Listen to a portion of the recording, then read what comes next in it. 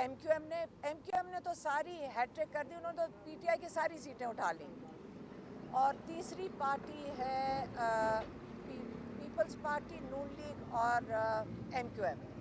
इनके पास जितनी भी सीटें हाई मॉरल ग्राउंड या एक जो सही तरीका ये होगा कि ये तीनों पार्टी जितनी इन्होंने सीटें पीटीआई की ली हैं, ये मेरे ख्याल में शर्मिंदा भी होंगे कि इनको जिताया कैसे गया है।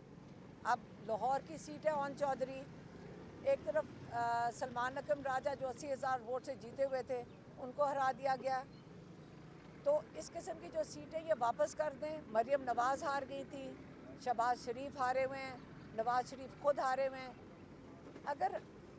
अगर एक मॉरल ग्राउंड देखनी तो इनको सबको जाके ऑपोजिशन में बैठना चाहिए और एक अच्छे तरीके से, जो खुश उसलूबी से ये सीटें खुद ही वापस कर दें। क्योंकि 4-5 सीटें लोगों ने वापस की हैं, ये कह के कि हमारा हक नहीं बनता इन सीटों पे, क्योंकि आप लोगों का मैंडेट जिनको डाला है उनको वापस कर दें।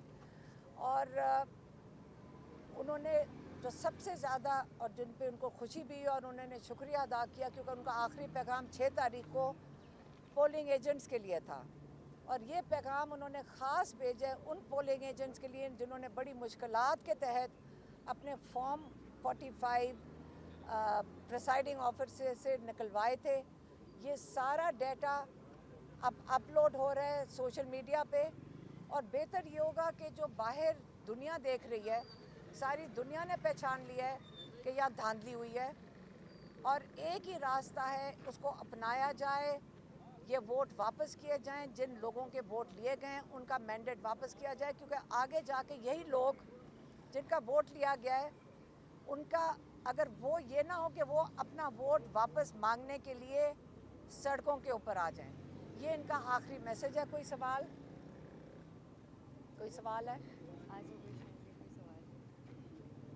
कोई सवाल नहीं है।